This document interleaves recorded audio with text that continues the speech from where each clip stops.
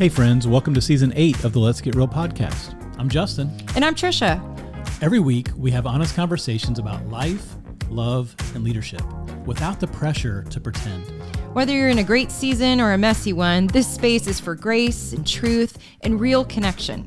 And this season, we're diving into some powerful conversations with each other, with friends, and with leaders who are making a difference by leading from a place of authenticity. So whether you're listening in the car, out on a walk, maybe just hiding in your pantry for a little peace and quiet, this podcast is for you.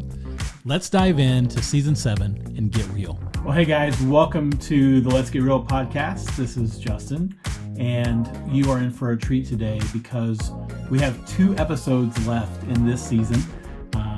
And today's episode is going to be one of my favorite because we are talking with Dr. Kimberling. And Dr. Kim is a Christian counselor. He's a speaker. He's a marriage expert. He has over 40 years of experience helping couples build strong, healthy relationships. He's really one of our heroes in the marriage space. He's the founder and president of Awesome Marriage. It's a ministry dedicated to helping couples experience God's design for marriage. Dr. Kim has spent decades walking with couples through every stage of marriage, and he offers practical biblical guidance and really just kind of a grandfatherly, pastoral encouragement and wisdom. He's the host of the Awesome Marriage podcast. He's the author of several books. He's been married for over 50 years to his wife, Nancy. And guys, you're just going to feel like you're getting hugged in this episode of the Let's Get Real podcast. So without further ado, here's Dr. Kim. Well, Dr. Kim, welcome to the Let's Get Real podcast. Justin and I were joking how, usually we have all these great curated questions, which we do have questions, but we just decided we want you to just speak to us in all of your wisdom. But before you do, I would love for you to introduce yourself, just kind of season of life you're in, and a little bit about your wife and your kiddos. Yeah, of course. Nancy and I have been married for 55 years now. We've got 5 grandkids and 1 little tiny great grandson. All of our family lives close to us, which has been a blessing. And we're real involved in all their lives and grandkids' lives. And we go to games and all that kind of stuff and family is really good for us. And that's been a real blessing because we've got friends whose kids move out of state or something when they get married. And ours, we were lucky enough to keep them here. I bribed a few people, but it worked. Hey, you got to do what you got to do. We have got them here. Nancy and I met at TCU. She was a junior. I was a freshman, and we dated for a couple of years and got married, and we were young, and we made a lot of mistakes, which I think as looking back, that has helped me a lot in leading Awesome Marriage. Is one of the things I do right now. And because nobody has a perfect marriage. And I think the things we learned and God taught us have really been helpful in that. So now I lead Awesome Marriage, been a Christian counselor for 40 years. Still do that kind of split it half and half, counseling a couple days a week. And then Awesome Marriage takes a little bit more time than that. But that's kind of where we are right now. We enjoy this season of life we're in. We got a lot of great friends. We play pickleball. We enjoy going out to dinner. We just do try to have a lot of dates, and it's so nice when you hit that empty nest that I didn't really think. And we had probably a couple of days of transition where I thought, oh, I hate that the kids are gone. Then went, okay, let's go. Hey, we're 4 years away from that, and we can't wait. I mean, you've been talking for like 2 minutes, and already I'm like, notes. I've got notes. This is some good gold stuff, Dr. Kim. Yes, this is great. It is. No, it's a really good season, and yet we were talking before we went on. A lot of couples haven't prepared, and that's part of our third book of Love, Intimacy, and Sex in the second half is trying to help couples get ready for that because it can be a wonderful season. You don't have to be home to do homework or fix dinner, and we don't even have a dog right now. So I mean, we don't have you're free, and we don't have to do anything, And so there's a lot of flexibility that comes with it, and so we really try to embrace and enjoy that. So that's kind of where we are right now with the things that we're doing. Nancy's a realtor, and she really just now works with the people that she's worked with for years. She doesn't really go out and try to get a lot of new business, and she's got enough people that it keeps her busy year to year. People like to move, and so that's been awesome. good. Yeah. you started in marriage counseling and marriage ministry, early in life. How did you kind of curate a passion for that, a burden for that? It's a heavy. I'm sure the stories that you've heard over 40 years have been super heavy. How did God bring you into that? And it's kind of an interesting, I grew up in a really great home. My parents, I saw them fight twice in the whole 18 years I was in the house, and that didn't last more than the day of the fight, and then it was over. And so I don't think I really realized how blessed I was till I got around other kids' parents or, saw things like that. And so I think I had that model, which was probably, we had to struggle with that model because I thought first time we had to fight, it was like, you're not supposed to do this. We're, my parents didn't fight. So why are we fighting? And so I remember going to my dad and just kind of talking about that. And he said, we didn't really fight, but he said, we disagreed on a lot of things. We just did it not in front of you guys. And he said, maybe that was a disservice because we knew how to resolve things. And I thought, yeah, so we tried to do that in front of our kids just to let them know that we do have problems, but we try to, resolve those things. So all that kind of went into, in the early part of my counseling, I've worked a lot with kids and I loved working with kids and teenagers.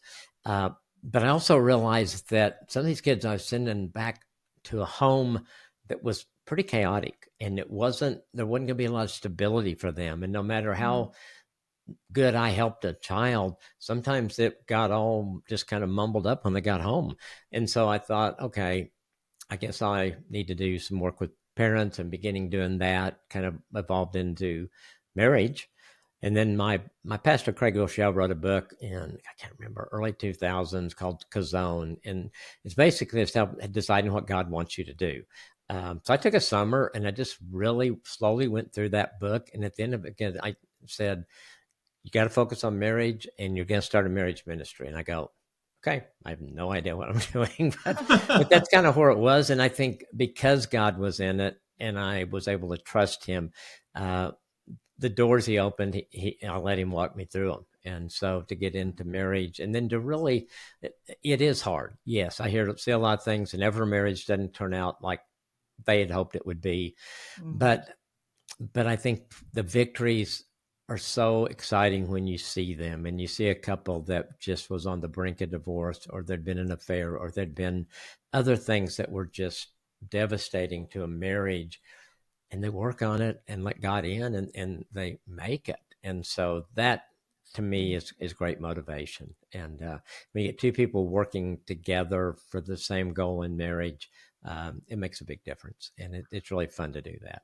You have one of the best URLs available, or not, it's not available anymore, awesomemarriage.com. I mean, if you Google anything about wanting your marriage to be awesome, you're coming up. And so but we'll put that in the show notes, but have really appreciated your ministry. It's interesting. The three of us were talking for your podcast a few weeks ago, and I went back to a time where I watched a Craig Rochelle message on Life Church Online, probably in 2005 or 6. Yeah. And that's where I remember seeing your ministry for the first time, and just have admired the work that you do, and just, the places that you're helping people go to in their marriage relationship to pursue. Not everybody's going to have an awesome marriage, but it is available if you pursue it. Yeah. And Craig has been, to give him credit, he's been so supportive all the way through. He helped us get launched and has been supportive. And actually probably when you were watching, and there was what we called the internet campus there. That was for Church Online. And so they were having, really, I got involved. I'd spoke at a deal for their pastors, and one of the pastors on the Church Online invited me, or internet church hey, we're having all these questions about marriage. Can you come out and do some video, do some stuff for us? So we did that. And then we kept talking about ways to help marriages. And there were 4 of the internet campus guys, and I sat down one day and we were just brainstorming, and somebody said, why don't we do a Facebook page? Well, that was when Facebook, it had a lot, probably 500 million, something like that. But people were saying that's how people are hooking up with their boyfriends and girlfriends, and Facebook was getting bashed. And we thought, that's where we need to be. And so we said, what are we going to call it? Somebody said, I want an awesome marriage, which we later shortened to Awesome Marriage. And we launched and just tried to start praying for people, helping people, getting content out there. And then God just took it to where it is today, and it's been amazing. It's been a fun ride, and just trying to keep up with where God's taken it. Well, you just kind of described yourself. You're like a fun ride of just kind of keeping up where God calls you. You're like the chill that goes like, you're like, yeah, okay, God, I'm just going to trust you for it. And it's such a gift to know being in the trenches. This is like really hard ministry stuff, and still have such a heart is just a testament to, your relationship with God and that commitment for him to carry it all. I actually was introduced to you through one of my favorite humans on the planet, Cindy Beale. And Chris and Cindy, Chris was on staff at Craig's church, and they kind of had their own story unfold. Yes. And, in their story specific, which, for those listening, they have a book where they publicly share their story. But their story is one of infidelity where a child was born. And I've got to literally watch Cindy love, her and Chris's boys, and then her son that, happened through the affair, and them just this beautiful, like what Satan means for harm, gosh, does God create for good? And you said something that I think is pivotal, that people are asking, like, how? Like, I don't have a hard marriage story, and yet my marriage just feels so hard. How are all these couples who have these crazy stories still successful in marriage? And part of that is, you just so clearly said that it takes a commitment of two people. Yeah. What have you found is the biggest barrier for, which I know is kind of a loaded question, but they talk about, like, statistically, infidelity, finances, or some of the topics that end up causing the most strife. Do you feel that it is topic based, or do you feel like they're just simple actions that we can make to, love each other well for the long haul? That's a great question. And I guess what I would say is that as I work with couples, the disconnect came before the affair or before something else that tore them apart. And so I think it's one of those things that a lot of couples go through. You get married and things are going pretty good, and then you have a child, and then things change for a lot of couples because all of a sudden you're tired, and there may not be as much time for sex, and you don't really communicate about that. You just kind of stumble through it, and you don't realize that you're beginning to kind of drift apart. And I have so many couples, thank goodness, that'll come in maybe after a child and say, hey, maybe they've been to one of my classes or something, that say, hey, we're not connected as we were. And so, but if you don't catch that, it just gets farther and farther apart. And so I think really there's always a story behind the affair or the addiction or whatever comes there. And I think it usually begins with disconnect. I've never talked to anybody that walked out the door and said, I'm going to go have an affair today. I mean, that just doesn't happen. That wasn't what their intent was. But because there was vulnerability, which we all have vulnerability, I think that's important for us to always remember that I think once you say you're not vulnerable, you've set yourself, Satan just goes, I got you, because we are all vulnerable. And so I think it's realizing that when I don't feel connected to my wife, I got to figure out why.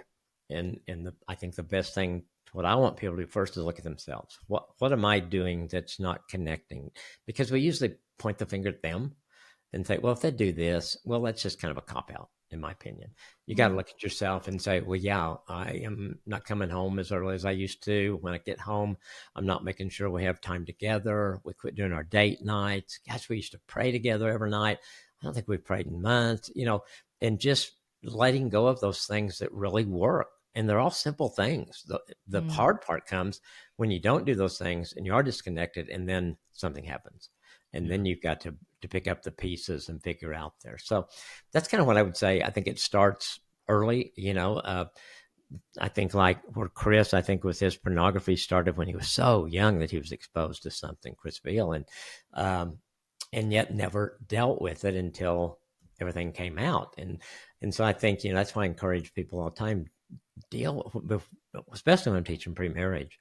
Man, if there's anything you have not dealt with, deal with it before you go into marriage, because it's much harder when you drag it into marriage. Do you But feel like people try and in their mind, maybe even from a pure of heart of, well, if I just get married, it's going to help my porn addiction. Or if I do it the right way, I love God and I love my spouse, I'm just going to do it not like my parents who ended up divorcing. Or so it's like, rather than having a healthy model, it's just like we just try and do the opposite of what we've been taught and call it good. And so oftentimes we just didn't even know that, what happened to us as kids is connected to how it's unfolding in our yeah, marriage relationship. family origin plays such a huge part in all of that. And again, it doesn't have to. It's whether you just make the decision. Okay, I don't want our marriage to be like that, but then you got to do something about it. You got to figure out how it affected. You got to figure out because so many couples I see, they'll say, I hated when my parents did this or when they fought that way, and we're fighting that way. Because that was your model. It was your textbook growing up, was what your parents were doing or not doing. And so, I think then you can make those changes, but you've got to work at it. You just can't say, I'm going to do it different and not deal with what really is under there, Yeah. Well, one of the things that Trish and I recognized is we can do the business of marriage really well. Yeah. Right? Like we work together really well. We have high capacity. And so and our job was ministry. And so from the outside looking in, it looked like everything was together because we were finding success in the business of marriage and the business of ministry. And yet that internal development of our marriage relationship, the intimacy, the being fully known and knowing that we're fully loved, there was a disconnect there. And one of how we phrase it is we became really good ministry partners and really toxic marriage partners. And a lot of the couples that we work with, they're like, yeah, we're great friends. We can get along well. But when it comes to that deep connection, we don't feel it, or that's when we start fighting, or when you get below the surface and really start talking about things of intimacy, they haven't put in the work to allow themselves to be fully known. And so neither of them feel fully loved. And I think, with social media and all of the things that can distract us, it's really hard. We settle for counterfeit connection rather than deep, intimate connection. Do you find that in the people that you talk to? Yeah, Justin, that's so well said. And because I think there's more distractions today than there's ever been. I mean, I think we've always had distractions to some extent, but today there's so many distractions that can take us away, and we can just kind of, I don't know, escape into those things. And because it's pretty easy to pick up my phone and flip through Instagram, Facebook, YouTube videos, stuff like that. When my wife is sitting in the chair next to me, and I could say, let's put down our phones and talk. And sometimes it's just in counseling, just helping people realize you've got opportunities. I call them touch points. You've got touch points every single day to connect with your spouse. And a lot of times we just don't see them, or we just don't do it. It's just like, I'll do that tomorrow, and yet if you continue to pile those on each other, you go further and further apart. And I agree. I think there's I've had a lot of couples who did life well together. Man, they parented well together. Some that even have worked well together. But then when you really start talking about the things that we want in our marriages, that God wants for us, it's like they haven't worked on those. They kind of set marriage on the back burner to raise kids or to get our careers going. Which you got to do those things, but you don't have such a marriage on the back burner. And I think it's too easy to do that. And then it's hard to remember to take it off the back burner, or we leave it back there so long and we forget it's even back there until a crisis happens. Yeah. When you think about, Dr. Kim, your marriage over the decades, Justin and I often talk, what we know now, what we didn't know then. And so sometimes we can go like retrospective look at it and forget, but we didn't have the tools that we have now. When you think about, in your young 20s and your 30s and in child raising years, if you could go back to, the first 10 years and speak over you as a married couple, what do you think that people are most desperate to hear? in the first 10 years? It's a great question. I mean, first thing came to my mind is don't try to change each other, because we did that unsuccessfully for a long time. You know, we just kept thinking eventually she's going to get this and realize my plan is better than hers or God's or anybody's, you know. Because I think we both had in our minds, and we got married so young, we were 20 and 22. And so I think that would be one thing. Don't try to change each other. And then I think it's that just make sure you're communicating every day. Communication is such a big part of it. And in communication, it's listening. You've got to learn to listen to each other. And I think when we begin to put some of those things into place, I think it helped us connect in times that we weren't connecting, because it was so easy to just avoid that. And then they think, well, we'll talk when we get in bed. But when you're raising kids and you're working and stuff like that, you get in bed and it's like, I'm asleep, you know. There were times that I would fall asleep with Nancy talking, which was not a good idea. I gotta raise Trish's eye mask in order to make sure she's not sleeping while I'm talking to her. And she's in there, she's got the eye mask on, she's got the blanket over her face. I'm like, hey, are we in here together? Or am I here by myself? Yeah, where are you? No, definitely. And so I think it's so I would say that communication. And I think one thing that I see in couples that come in a lot is they quit having fun together. And so many times I'll say, well, what'd you do for fun when you're dating? And 99% of them can give me a list of things. And I said, well, why? Why aren't you doing that now? Why don't you try to do those things or find something new to do, or even pick up on the things you did that you loved when you were dating? Because I think having fun, sometimes couples, if you're struggling in your marriage, you go out to dinner and so you either fight the whole time or you're talking about problems the whole time. And it's not something that's going to rejuvenate your marriage. And so I want them to have timeouts from those things. When you go to dinner or you go somewhere, have fun doing it. If you go on a walk, just have fun with each other. Talk about some different things and get back to the reasons why you got married in the first place. This was your best friend, and that's why you wanted to spend the rest of your life with them. Well, that's your next book.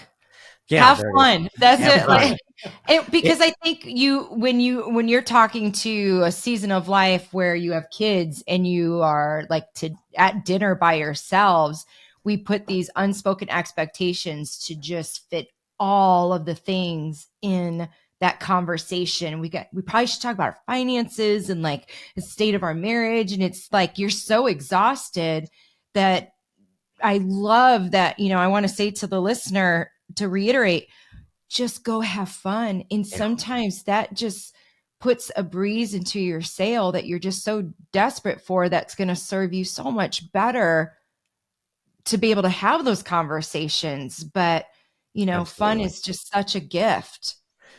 Yes, it is. And I think when I see couples do that consistently, some of the things that were problems don't become problems anymore. Because I think if all you're doing is focusing on the problems, you kind of get stuck there.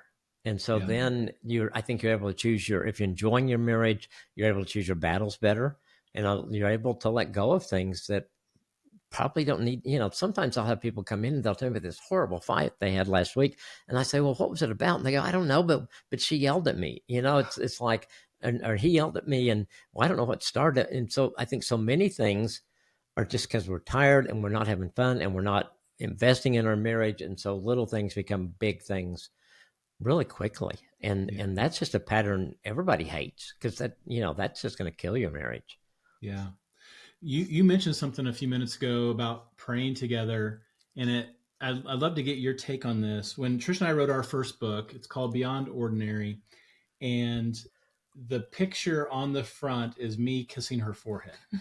So you know how book publishing is. We fly into Chicago, into Tyndale. They're going to pitch us these ideas for the cover, and the title of the book is Beyond Ordinary. A guy wrote 50% of this book. I'm thinking masculine cover. Something, pretty extraordinary, just with a hunting gun. Or... Yeah. Beyond ordinary. Yeah.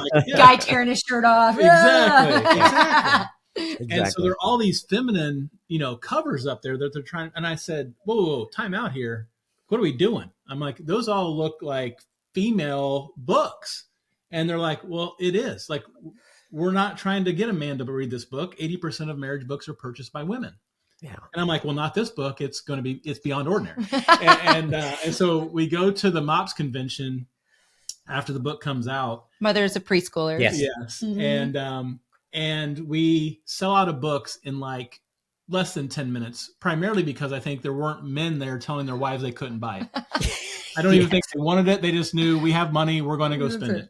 Yeah. Well, it was this indication to me that there's just this, it's a lack of spiritual leadership, I think, amongst guys. And I used to think it was intentional, but I think it may come from a place of insecurity, of guys not knowing how to lead spiritually, guys not knowing how to pray with their wives. Maybe it's just a lack of knowledge or not seeing it modeled for them. Right. How do you help husbands not thwart their wives through I'm the leader, but really have that Christ-like perspective of laying down their life out of leadership for their wife? What does that look like? What are your thoughts on that? Yeah, I think culturally we've probably been hurt a lot in that way, and you got to be tough as a man, or and so we think we're going to read a marriage book. Are you kidding? I think of a guy when our first book came out, 7 Secret Styles of Marriage. This couple I'd worked with a few years before, and I was in Starbucks, and he was sitting there and he said, "Hey, how you doing?" I said, "Great. How are you doing?" He said, "Guess what I got for Father's Day?" And I know, "What'd you get?" And he said, "Your book." He wasn't happy. Sure. Okay. But I think we complicate it as husbands, and I don't know why we do that. Maybe it's just the enemy trying to keep us from, because the enemy knows what happens when we pray together and when we study the word together and do those kind of things. And so I try to get guys to let's just have a starting point. It's so good now that we have like the YouVersion Bible app, where I'd say, you got to read the Bible, and they'd go, okay. And then, they'd end up in Leviticus or something and think, well, that didn't work. And so we can get them in the word there. But I think the praying together, what I tell couples, start at the least comfort level of whoever it is. So if it's the husband, I can't pray out loud. Great. You guys decide 2 or 3 things you want to pray for. You hold hands and you pray silently together. And just begin somewhere and begin to see, praying for the same thing together, and begin to see God respond and answer those prayers, which he will, because he wants you to know he hears those prayers and that he cares for your marriage. And so then you can, and it's not like you can pray that way the rest of your life if you want to. You don't have to, it's not a goal I got to pray out loud. I got to pray, whatever. You can pray together, standing up or sitting down or laying down or on your head. God doesn't care as long as you're communicating with him. Mm-hmm. So I think simplifying it for people is really important to say, just take your hand, and you're not a pastor. You don't have to be. You don't have to pray for 20 minutes. Pray for 2 minutes. Great. Pray for a minute, 30 seconds. Craig gave an example one time of he and Amy that I guess when kids were, but he said, we'd stop before I left for the office and we'd pray for a minute or two and walk out the door. That's okay. You're communicating with God, and I think we do complicate it. So I think encouraging guys to just take that step, and it is risky. I think for some reason usually we feel awkward doing it. I can't remember the first time I was asked to pray out loud in a church meeting. And I just froze. I thought, I can't do this, and I just felt like stumbled through it. But I think as the more you get into it and you realize that God just wants to hear from us, then it becomes part of your life, and it becomes like, that's okay. Nancy and I tell the story a million times. We started praying on our wedding night, and we prayed 99% of the nights of our marriage. That's been the biggest difference maker. Without a doubt, both of us would say that, because we let God in, and he got us through rough times. He got us through the brink of divorce. He got us through, I think God just had his hand with us because we tried to involve him in it. And we learned to do it better over the years. We didn't do it great then, but he didn't expect us to, I don't think. I think all he wanted was us to say, hey, we need help or whatever. Well, what I love about, there's so much I love about all that, but the pressure we feel to figure that we feel like we have to figure our spouse out. Like we need to know all of their ins and outs, and we can almost unintentionally have like a Messiah-like complex or like a reverse Messiah-like complex. It can go both ways, but the power of prayer is inviting God, who literally knows the hairs on your spouse's head. It takes the Yes. guesswork out of it. Sometimes you'll be prompted to do something that just seems insignificant. Like, I remember Justin brought me, going back to school later in life. And I remember him bringing me a ridiculously sized milkshake from 31 Flavors, which is my favorite thing ever. And I mean, I could have drank it for the next 10 years. It was so big. But it was like I was in class online, and it was a long day. And I didn't tell him it was a long day. I hadn't even really get to see him. And so I'm in class and just struggling, and he like slips into my office and just slides that big old thing on my desk. And I just felt so loved. And Oh, yeah. I didn't mention ice cream. It was like God had prompted him. What I'm interested in the power of prayer, and it's difficult because if you're listening and you're like my spouse, I always ask to pray and they don't want to pray, and it's kind of, to your point, you can't change someone, you can't force them, so that can feel frustrating. But I would say the predominant feeling for women, in whether they're starting out in marriage or they've been married for 30 years, is fear. Mhm. This just a sense of, for my younger gals that I work with, the fear that their marriage isn't going to turn out, or fear of Facebook, or fear that my kids are going to ruin my marriage, or fear that I'm not going to be enough. And it almost perpetuates itself to keep them stuck from being adventurous or doing it's kind of like vacillates between, then they kind of overcorrect and try to control their husband, Mhm. or they just stop speaking at all, of just like, well, however it happens, it happens. What would you say to the wife that feels like she is struggling, between fear and wanting to be close to her husband, but feeling like she's always having to initiate that closeness? Any words of encouragement you would give her? Well, one, I think counseling would be great for that person. Christian counseling, probably even for her to start with, and then maybe them together to help her deal with that, because you can't live in fear. I mean, you're just going to be miserable, and your marriage isn't going to be what you want it to be. And I think the other thing is, if you're in your husband, if you're not able to sit down and talk to him about your fears, then you probably need somebody to help you begin to do that, because the role of a husband and a wife is to come alongside each other. And if Nancy has those kind of fears, I would want to know, and I would want to be able to talk with her. And is there something I'm doing that's heightening those fears? Is there something I can do to lessen those fears? Do we need to go to counseling together on that? Because usually when we have fears and we don't verbalize them, they get bigger and bigger and bigger in our minds. And because sometimes people come in and have just verbalized some fears in counseling, and it's like there is healing that comes in that, just getting it out of there, and having somebody not fall off out of their chair when you say it, just saying it's going to be okay. That's normal. There's a lot of people have the same fears. It's okay.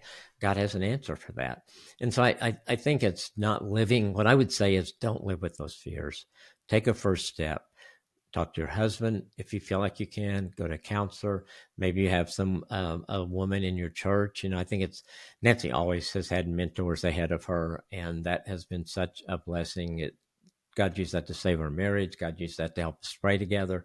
The mentor women that she has had that have just poured into her over the years, and now she gets to pour into other women. But somebody that you can talk to. And then I think praying, just a lot of prayer of, God, take these fears away. Lord, help me to trust. I mean, honestly, we're all going to, as husband and wife, going to let each other down at some point. We're human. God will never let us down. And so sometimes we put our faith in our spouse and expect them to do something that only God can do. And so I think it's learning, what can my spouse do, what God designed my spouse to do, and what does God want to do in my life, and let God do his job, and then let God equip your spouse to do their job. Now, it sounds great and takes work to get there, but I think that's what God wants from us. I think he wants what we see in the Garden of Eden when he came and walked with Adam and Eve every day. I mean, he spent actual time with them every single day. And I think that's what he wants and I think it's still available to us, as a husband and wife. Like, he wants to be that with us.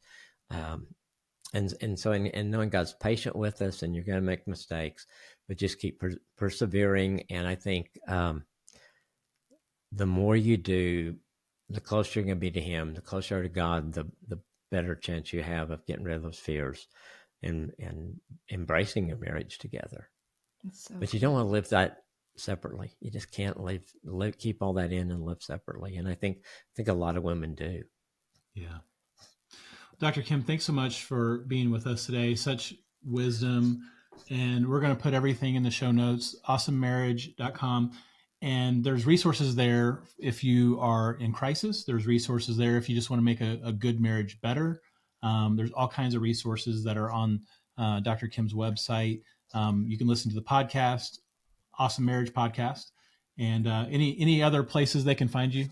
No, really, we've tried to make awesomemarriage.com where you can go for everything. You can get into Awesome Marriage University, where we have a number of courses in there that people can take. So that's kind of the go-to. And then we're on social media. You got Awesome Marriage or me on Instagram and Facebook and all the social media stuff. YouTube, we have a lot of good stuff on YouTube. So those are probably the main things for sure. That's awesome. Well, thank you again. You're such a gift. I'm a little sad that it's already over. Well, we can do it again. But we appreciate your wisdom, your kindness, and I love that we have the opportunity to hear real stories of the hardship, but also the longevity that you can have if you both commit to fighting not against each other, but for each other. So thank you so much for being here. Well, thank you guys. It's been a joy to get to know you guys. I love that we're able to do things like this. I love what you guys are doing and your story and how much that's helping so many people. And, somebody's asked me one time, is there competition between marriage ministries and stuff? And I said, no, we're all trying to do things, and God uses our individual stories and things to do that. Yeah. So it's so much fun to get to join with like-minded people that feel passionate about marriage and helping couples. And so it's fun. It's great to get to know you guys. Thank you. Thanks so much for joining us for another honest conversation. We hope that something in today's episode encouraged you, maybe even challenged you. Our heart is to help you live with more connection, more purpose, and really more authenticity in every aspect of your life. If this episode meant something to you, would you do us a favor? Would you leave a review wherever you listen to the podcast? It helps more people find these conversations. Or better yet, share it with a friend. Shoot somebody a text message today. Let them know what you're listening to, because you never know how God might use that to encourage somebody else. We'll see you next time right here on the Let's Get Real podcast.